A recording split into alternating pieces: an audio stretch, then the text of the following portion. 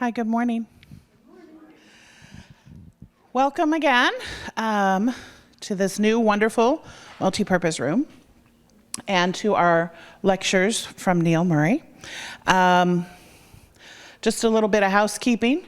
Next week, we will not be having the lecture. We're skipping a week. I think it is the hoedown, and they'll be putting the dance floor down and getting ready for the hoedown. So we won't be in here next week, but then we'll pick it up the week after, which will be the 25th of October, and then we'll go for 3 weeks to finish the series. Anyway, I don't know. I hope you all are enjoying this as much as I am. Wonderful time, and thank you, Neale. Well, thank you all for coming. Today we're moving on with Baroque, but now we're moving away from Italy. Baroque really started in Italy, and you're going to see a pretty strong Italian influence as we look today at work from other countries in Europe. I mentioned last time that we had the 100-Year War between 1600 and 1700. That's still the period we're working with. And Europe sort of sorted itself out in terms of most of the modern map, not exactly the modern map. But for instance, one of the countries we're going to be looking at today is Flanders. And most of you wonder, what is Flanders? Well, Flanders is modern-day Belgium. And Europe divided itself, as I said before, between Catholic and Protestant. And Spain, actually we're starting with Spain today. Spain actually controlled the whole Netherlands area. And finally, Holland broke away from Spain and became Protestant. But Flanders didn't. And so modern-day Belgium, still like Spain, is Catholic in character. Okay, well let's get started here with I think we're starting with Velasquez. Oh, I'm sorry, we're starting with Rubens. Now, Rubens is a Flemish painter, but he's very influential throughout Europe. He spent 3 years in Italy studying, so you will see a lot of Caravaggio's influence in his painting. He's probably one of the most articulate, gifted painters of this whole period. He's very, very facile drawer, has a huge workshop, like 100 assistants. He's a prominent figure in Flanders. He actually becomes an ambassador for Flanders. He's from upper echelon of society, highly educated, and as I say, a very, very gifted painter. I'm showing you this painting and in a way to sort of clarify my own purposes for this lecture series. I consider my job, I'm like all of you. I have things I like and things I don't like, or like less, shall we say. But I see my job as not to let my personal interests influence your personal likes and dislikes. I see my job as giving you something to appreciate in every work we look at. And let you decide how you feel about it. But quite frankly, in regard to this work, and I chose this work intentionally, I have to admit my own preference, because I'm a religious artist, and this painting drives me nuts. I think it's, now telling you something that, to appreciate, it's extraordinarily well done. Rubens, as we mentioned throughout the Baroque era, the Baroque era is one of high technical achievement. Some of the best craft we ever see in the visual arts occurs in the Baroque era. And Rubens is at the very top echelon of those gifted painters. Rubens, by his nature, is a very high energy personality. As I say, he runs this giant workshop. He does all kinds of complicated things. He's a brilliant guy. He's not, however, what I would call a reflective person. And not being reflective means religious art is not something you're particularly good at, because religious art, by its nature, has to come from inside as well as the outside. My problem with this painting is it's probably one of the best technically done paintings you're ever going to find, but I find the religious sensibility referenced in it to be extraordinarily shallow. Let me just start with the obvious thing. It's called the Raising of the Cross, and let's see, somehow did I miss my button? I guess I don't have my button here.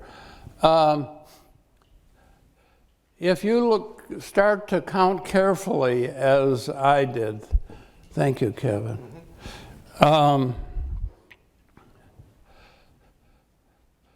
This has got to be the dumbest way in the world to raise a cross. It takes at least 8 people here to raise this cross. We got 1, 2, 3, 4, 5, I think that's 6, 7, 8 people there to do something that 2 strong people could do.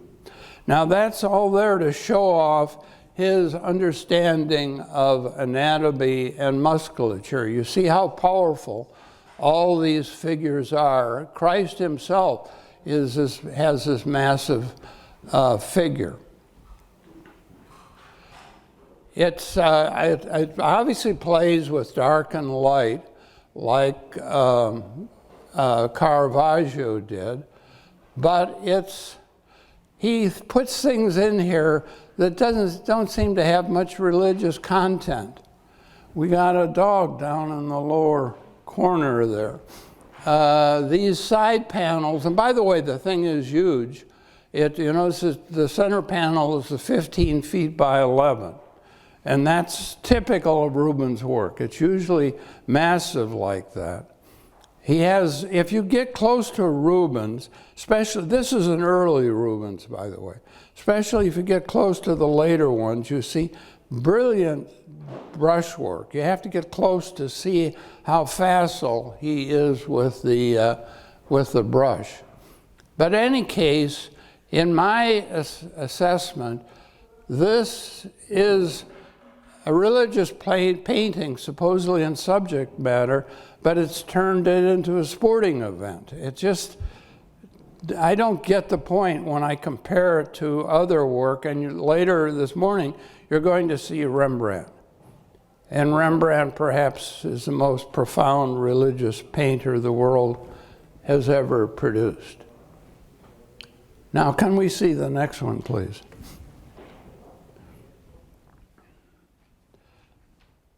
Velázquez is the Spanish court painter. He is not a religious painter. He's primarily a court painter. This particular painting, The Maids of Honor, is perhaps his most famous work. As you can see, it is a very, very large painting. Velázquez is one of the Spanish greats. Spain is an unusual country in the sense that every 50 or 100 years, it produces a genius but not much seems to happen between those eras. We started with El Greco, now we're looking at Velázquez, then we go to Goya, then we go to Picasso, then we go to Gaudi. They're all Spanish, and they're the very top of the art world, but you try to name other Spanish artists beneath them, and it's not easy to come up with names.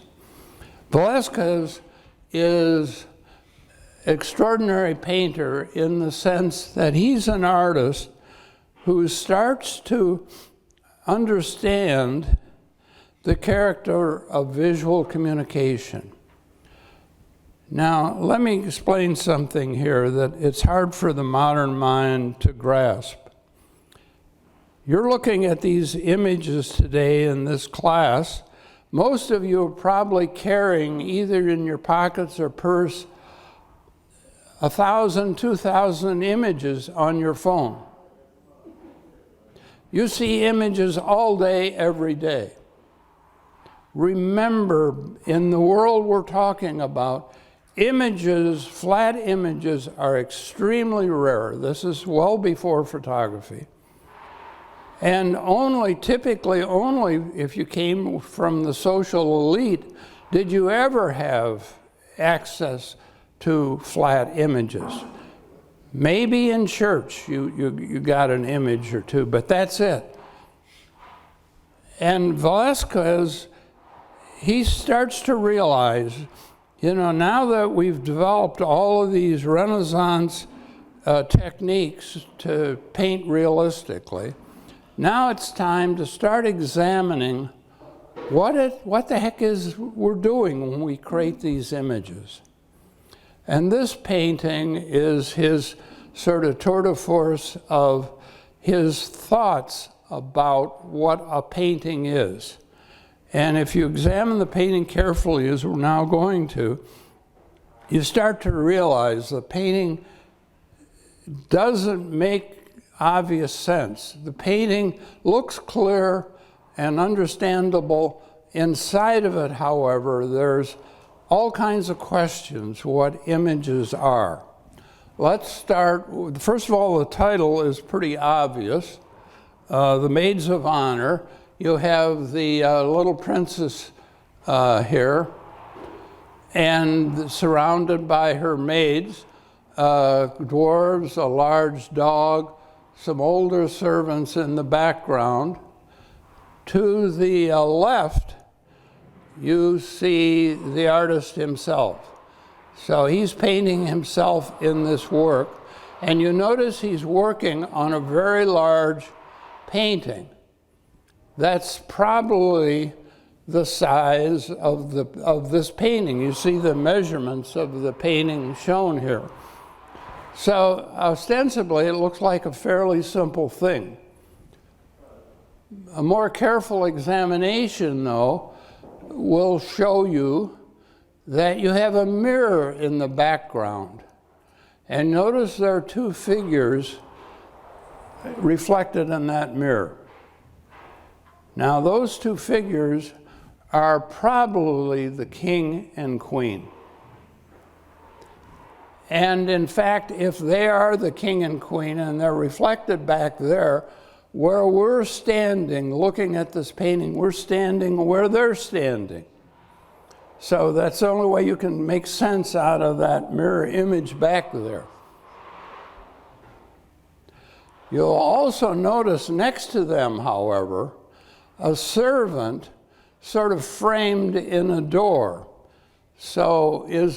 And above them, some paintings, and by the way, the paintings, you can't see them very clearly in this image, are Rubens' paintings.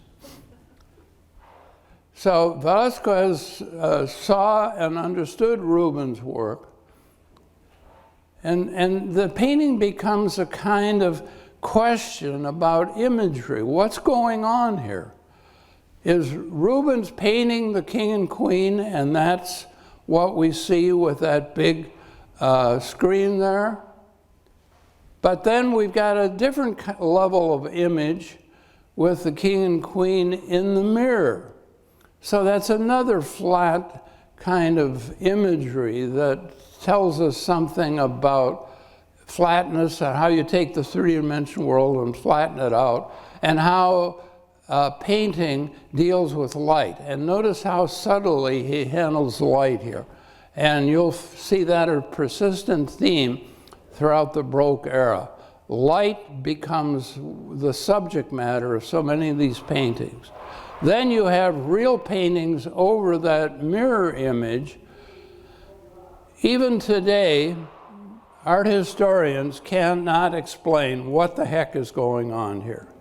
What is this painting? Is he painting the maids, or is he painting the king and queen?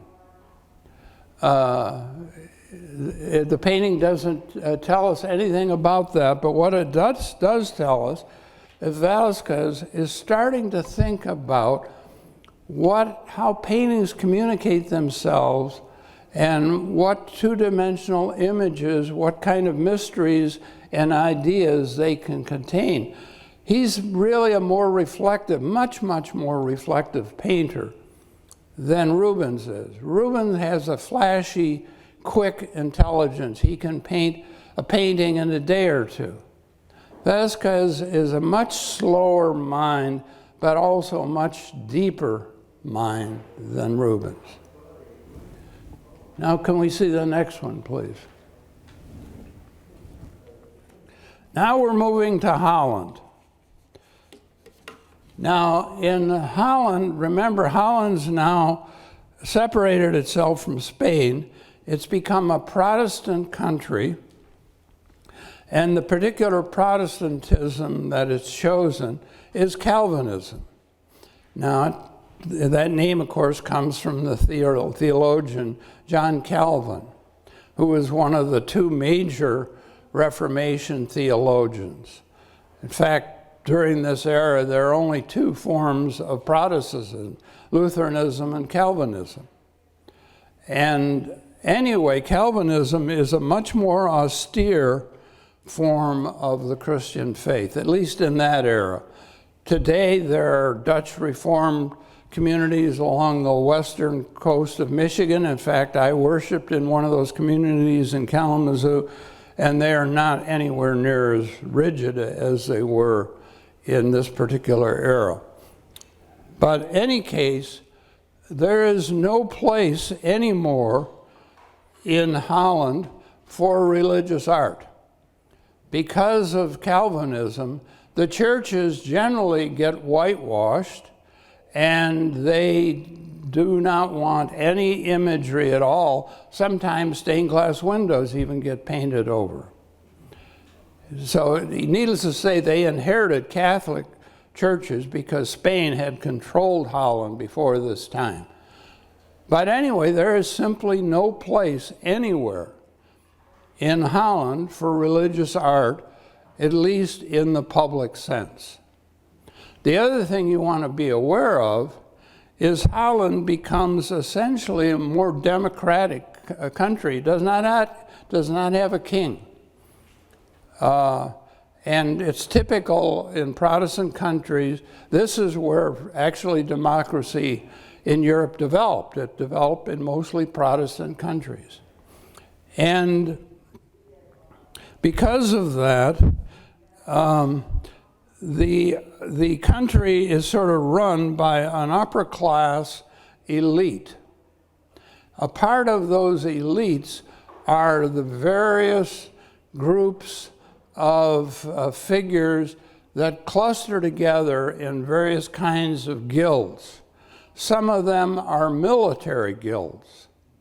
And this particular guild is a guild of archers. It's a large painting, as you can see here again, typical Baroque painting. And again, a lot of dramatic dark and light that we associate with Caravaggio. One of the questions you want to ask yourself when you look at this painting is, where are we? The first reaction you get is maybe this is an interior scene. But look at the upper part of the painting, and you see some sort of a landscape up there, part of a roof and clouds. So it's a kind of ambiguous space. Now, these various guilds, they had a guild hall. They had a sort of meeting place. And they're all prosperous merchants, by the way. Holland has ports that become very prosperous. Holland becomes a very, very rich country. And these various people become part of these guilds. They have a guild hall, and the natural thing you want to do in a guild hall like that is have paintings of your members on the wall. So Franz Hals, that's most of what he did, is make these large-scale group paintings. Now, some of the less gifted Dutch artists just simply lined up a bunch of heads. And you got likenesses, but it was kind of pasty and dead looking. Hals is a much more animated kind of spirit, and he takes that simple format and gives it a kind of huge energy. He gives the group a kind of relaxed quality. He knows his business. These guys are paying for this thing. And typically in a guild painting like this, everyone, the cost of the painting is assessed, and everyone pays the same amount to become a part of the painting.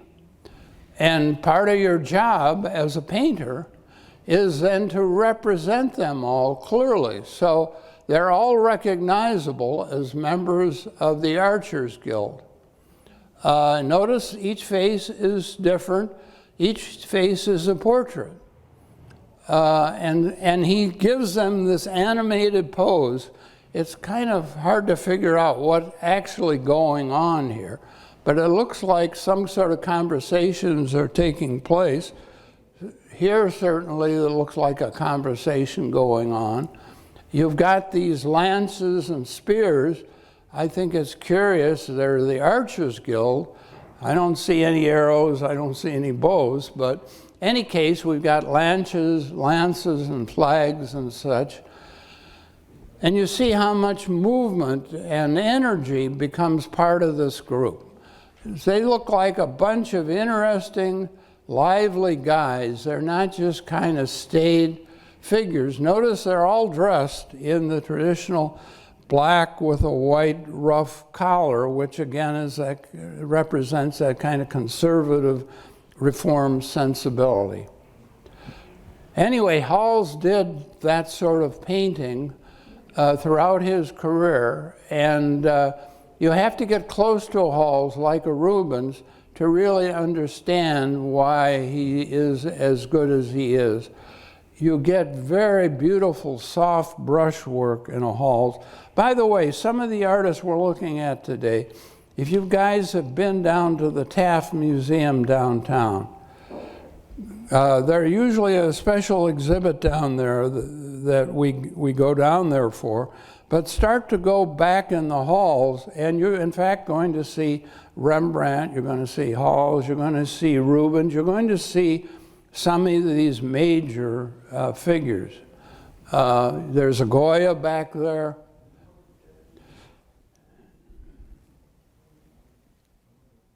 Okay, now let's look at the next one.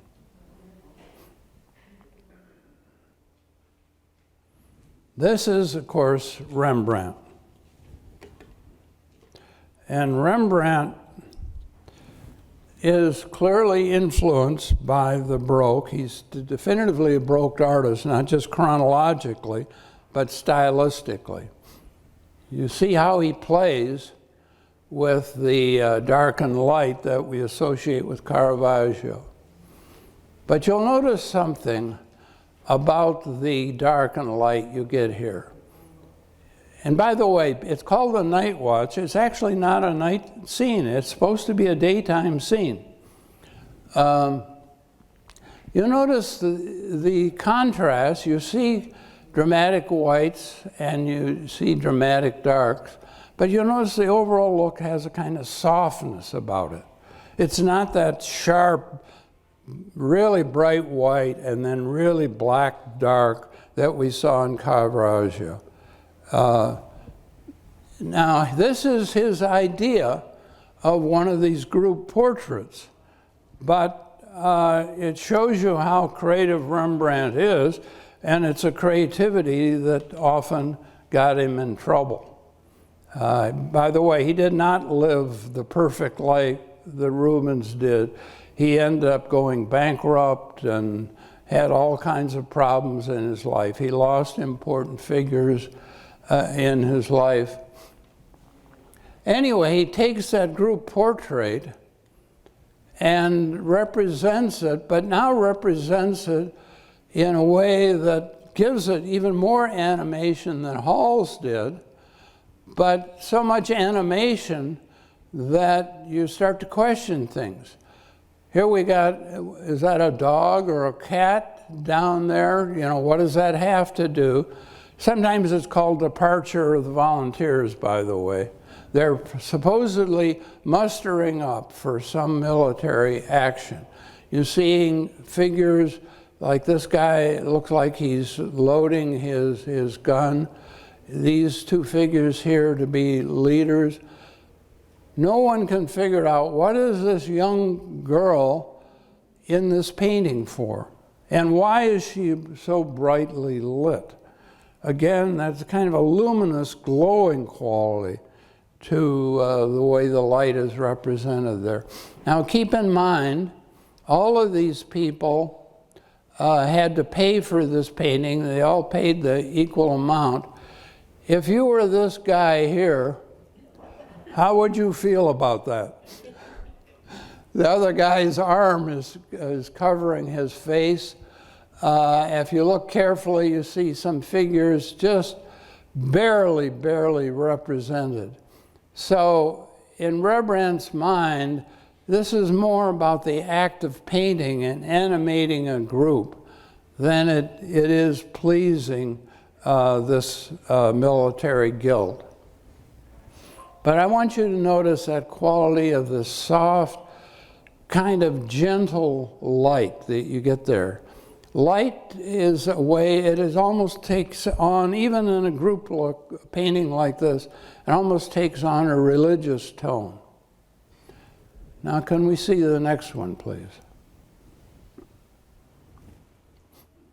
I showed you Caravaggio last week, his famous Supper at Emmaus. And compare what you saw last week to Rembrandt's Supper at Emmaus. Remember Caravaggio's Supper at Emmaus, we get these really sharp, darkened lights. We're right on the table itself, practically.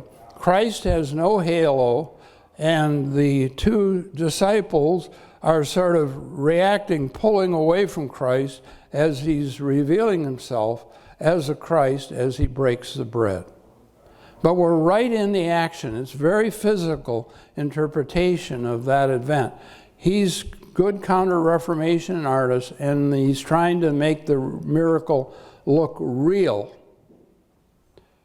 Rembrandt now does not have an audience that needs to think about these miracles as real, with the church behind pushing that kind of emphasis. Remember, the Counter-Reformation is really pushing religious art, trying to make everything seem absolutely real. This is a painting without an audience. When he made it, first of all, it wasn't made for a particular church. It was made because he was interested in making this painting.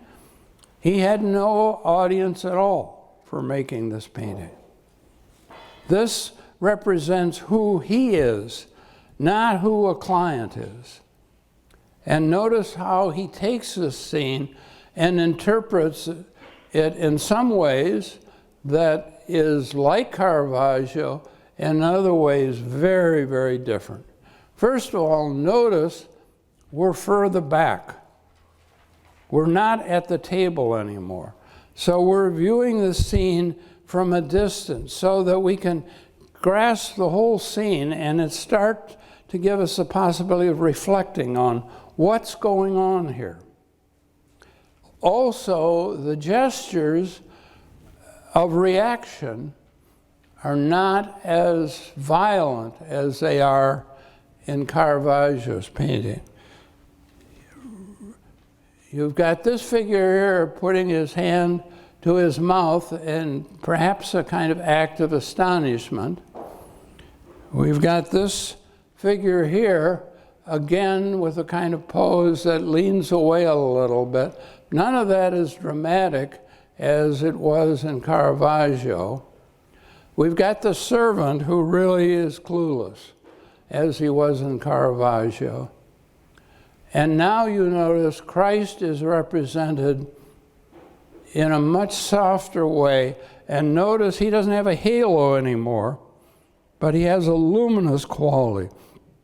Light is coming from him. It's emanating. So the painting has an atmospheric quality. In a strange way, it's almost a landscape. It's all dark and light. Again, it's a very humble setting. Again, like Caravaggio's work would be. But subtle things about the composition give the painting a certain kind of substance. Again, although he doesn't have a halo, he's framed by an arch. And the table itself, the legs of the table repeat that shape, and it sort of groups the group off to the side. And in a strange way, you get a feeling that because it's informal, it's off to the side, a very humble setting. If you were walking by, this is something you could miss. Faith is not something that's obvious. Faith is something that one works at, one pays attention to, one offers oneself to. And again, keep in mind, he had no customer for this painting when he made it. He might have made it when he was bankrupt. But it just represents, for him, painting is about an inner self, not so much pleasing the public. And you saw that in the Night Watch. He really defines what we think of as modern artists. This all starts with Rembrandt. Can we see the next one, please?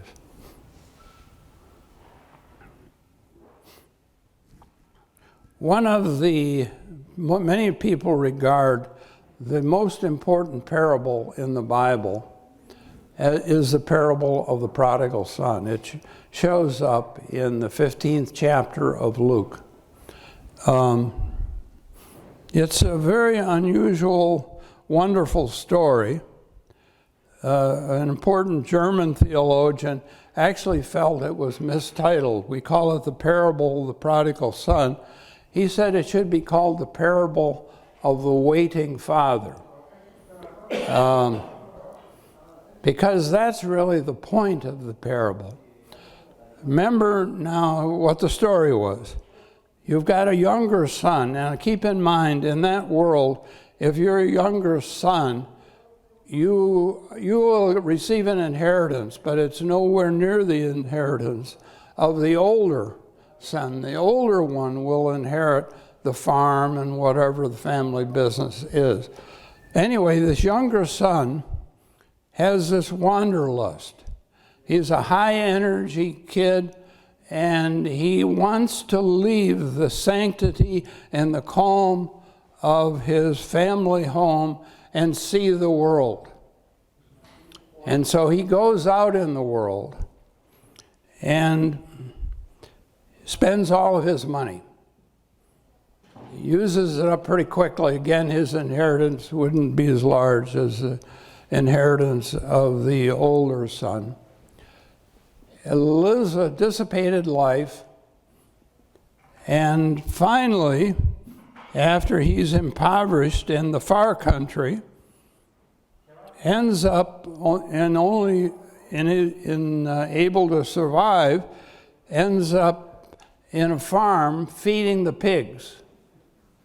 Now remember, he's Jewish. feeding pigs, if you're Jewish, you don't mess around with pigs.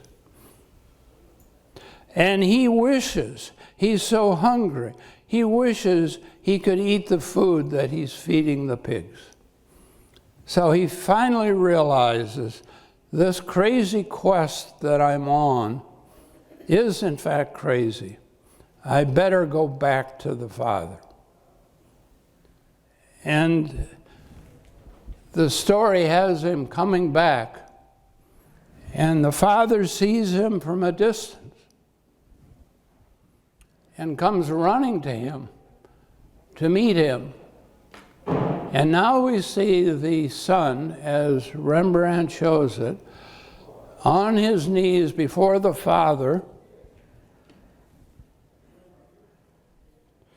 You notice one of his shoes has come off. He's lost his beard, he's lost his hair, he's totally impoverished. And again, notice the complicated lighting you get here. Rembrandt is really almost painting with light. The most active figure in the painting is the Father himself. He leans over and welcomes the Son back. And there are a bunch of witnesses there. If you look carefully, you see one there, one there, one there. And the primary witness you have right here, this of course, is the elder son. He's standing off to the side. Notice his pose is stiff and vertical, whereas the pose of the Father and the Son is soft and complex and interlaced. This is about relationships, is about things coming together, whereas he stands aside and he has a severe look on his face, whereas the Father has this soft, gentle, welcoming quality. It's a very deep reading of what the heck that parable is about. And this is religious art that I think is deeply religious, and I'm contrasting it to Rubens because it seems to me the differences are obvious. I think Rubens is a great artist. I just don't think he's a great religious artist. Can we see the next one, please?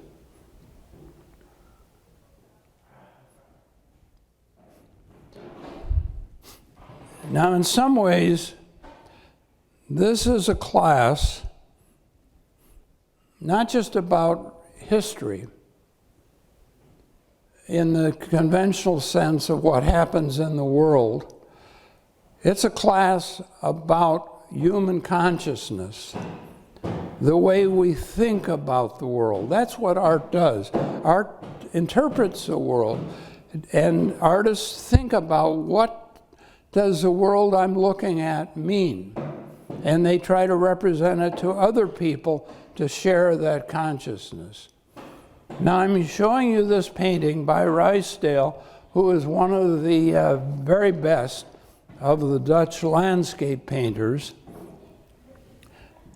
because it will help us understand the way people in the Baroque era thought about life. Notice, this is a small painting. 1 foot 10 inches by 2 foot 1 inch. It's not a big painting at all. A vast landscape, but represented in a very small scale. Again, you see it's domestic. It's made for homes. In the Dutch world, the modern art marketing system started. The whole idea of art dealers, galleries, artists making paintings for themselves, and then putting them in galleries, people coming and buying them if they felt some resonance between what they thought and what they saw in the painting. Any case, this is Haarlem, of course, is a prosperous Dutch town.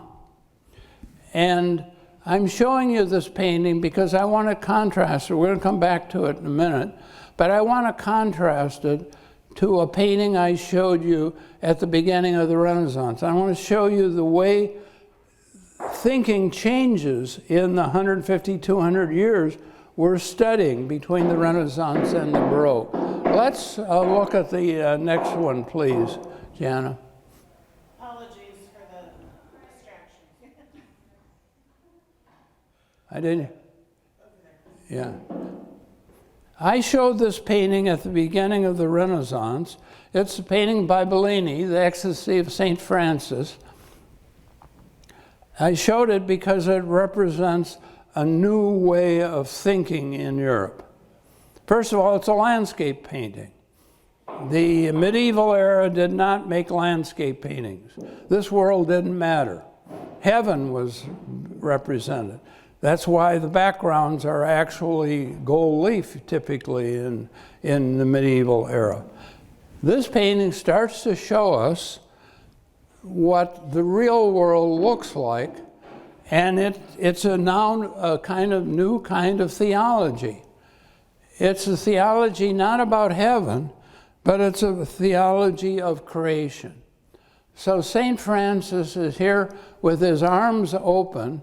He's living in this primitive little cave off to the right, and he's in this beautiful Italian landscape with towns in the hills and wild donkeys and geese, and there's a rabbit in here somewhere, if I remember correctly. Any case, he has his hands open to this world. It's no longer the medieval world of heavenward. It's now him embracing this world. That's the Renaissance way of thinking. That's why it changed from medieval, and it was a theological change.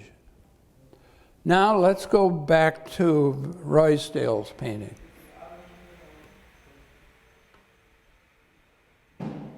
Look how much the world has changed if you try to compare these two paintings.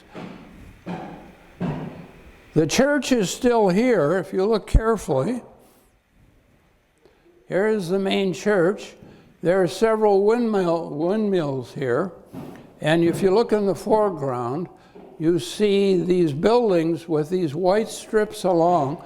That's linen fabric set out to dry in preparation for being bleached. So it's a kind of manufacturing process you're looking at. But notice the sky is in some ways what the painting is about, almost more than the human activity. It's now a bigger view of the universe. It doesn't have to be interpreted by St. Francis to have meaning. It's now a more open, kind of complex world that we have to personally interpret. And the sky, again, has this quality of beautiful light. Again, remember, that's one of the dominant qualities of the Baroque era, all coming from Caravaggio. Here you see sunlight barely breaking through some of these clouds and highlighting a few areas. And so it's a nature much more natural in the sense of that we think of nature, much more alive. It's a changing, complex nature. It's not the fixed nature we saw in the Renaissance view, which is almost more a theological understanding of nature than an actual visual understanding of nature. Now, can we see the next one, please?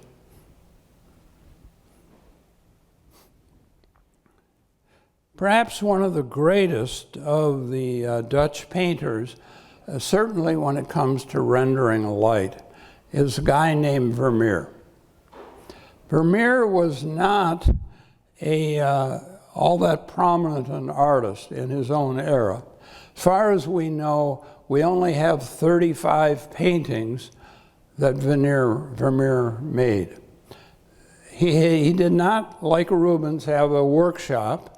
He, in fact, had a gallery, and his primary income came from selling other artists' work. So he doesn't represent the grandeur that again is associated with so much of Baroque. He represents a kind of personalized intimacy that again happens in Holland. Doesn't happen in countries where the church somehow dominates the perspective of the world. And this particular work is called The Letter. You'll notice he intentionally tries to make his paintings intimate in the sense that we're seeing events happen, but not being framed for us. If you look carefully here, you've got what appears to be a door, part of a door, a wall there, a drape up here. We're sort of peering into the scene. We're not in the scene itself. We're sort of getting an intimate view of domestic life. The painting is called The Letter, and it's probably a love letter. We start to interpret that because you notice she's holding a lute. A lute is an instrument often associated with romance and romance between couples. There's a seascape in the background. Again, the sea is often associated with romance because of its changeableness. Now, the servant girl has simply just presented this letter, and look at the light quality. You get a sense of real daylight there. It's just extraordinary. You think these are photographs rather than the paintings. And again, Vermeer's paintings are never very big. But it typically represents the same interior over and over again. You're going to see that same interior in the next image as well.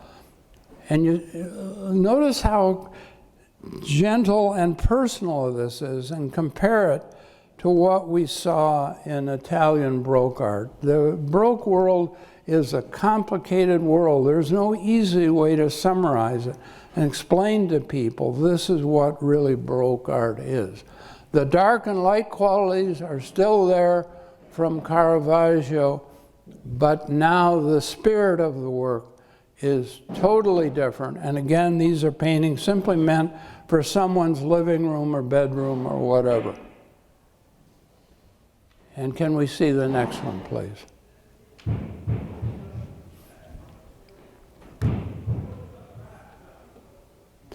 This is called The Allegory of the Art of Painting, and it's Vermeer's attempt at doing the same thing that Velasquez was doing. So I started this lecture showing you what Velasquez is thinking about and how he's interpreting what art is and what it means. And now you're seeing Vermeer's interpretation.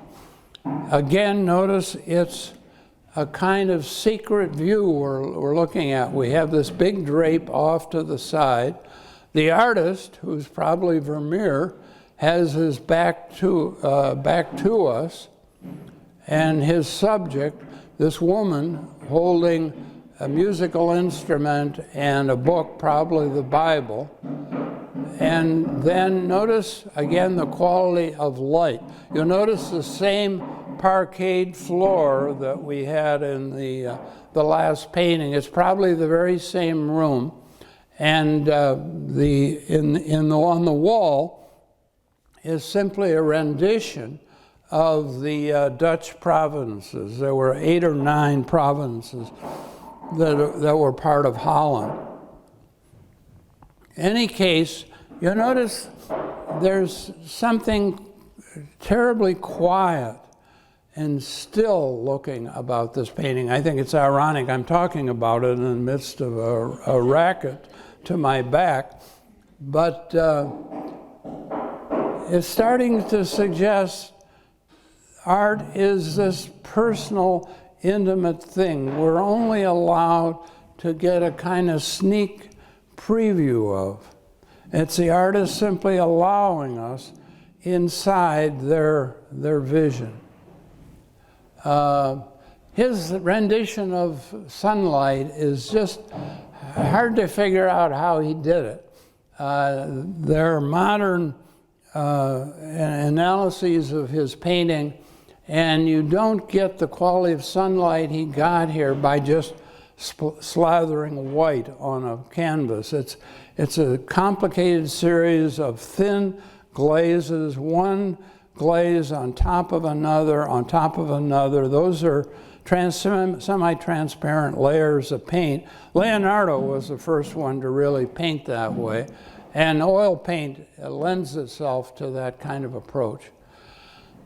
Anyway, this room we look at is the same room that shows up in almost all of Vermeer's painting. This beautiful chandelier above it gets repeated over and over again.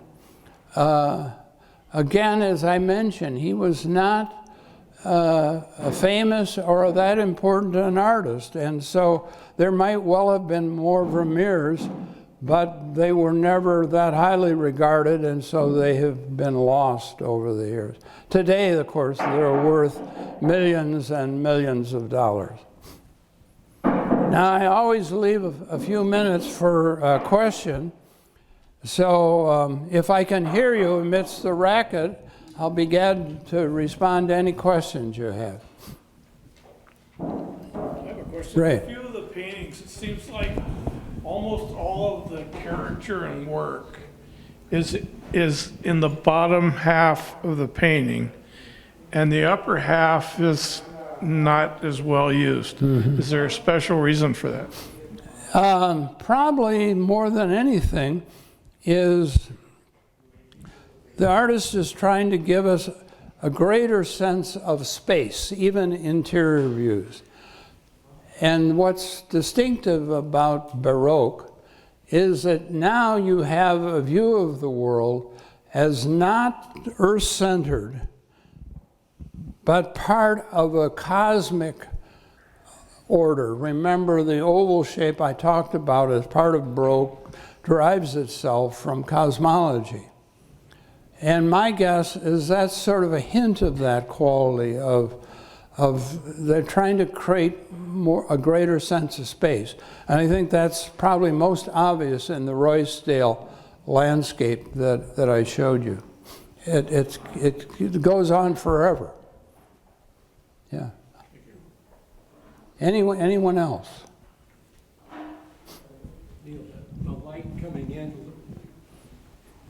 The light coming in looks like it's not direct sunlight. It's like a bounced light.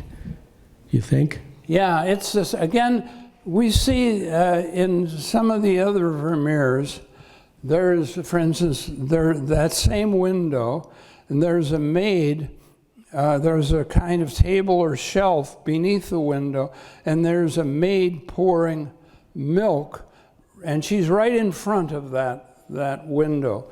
So it's basically, my recollection of that particular painting is it's a glazed window, but it's not glazed the way we think of glaze. It has mullions everywhere and little panes of glass. And remember, back then, they didn't manufacture glass the way we do. They poured it, so it created a more complicated light because the glass varies in thickness. That's all I can say about that particular window. Each painting he interprets a little differently. And by the way, the objects that get used over and over again, like Cézanne's still life, this so-called drape is actually a rug. And that rug was in the painting I just showed you, and it shows up over and over again in almost all of his paintings. It's a Persian rug.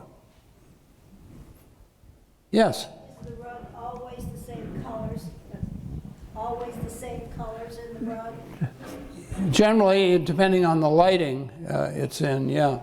And you'll notice the general tonality of his paintings is warm, but he always has deep blues in there as well.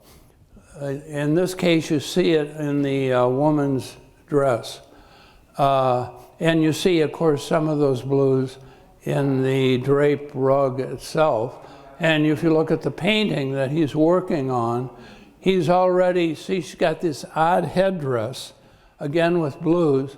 And if you look at the painting, you see he's actually working on that headdress.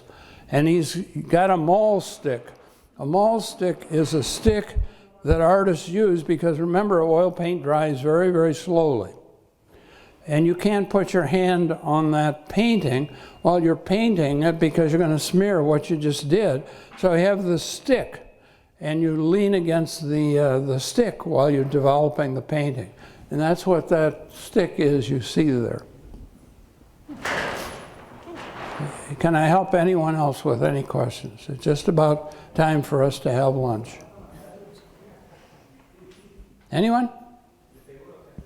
Okay, well, thank you again for coming. Appreciate it.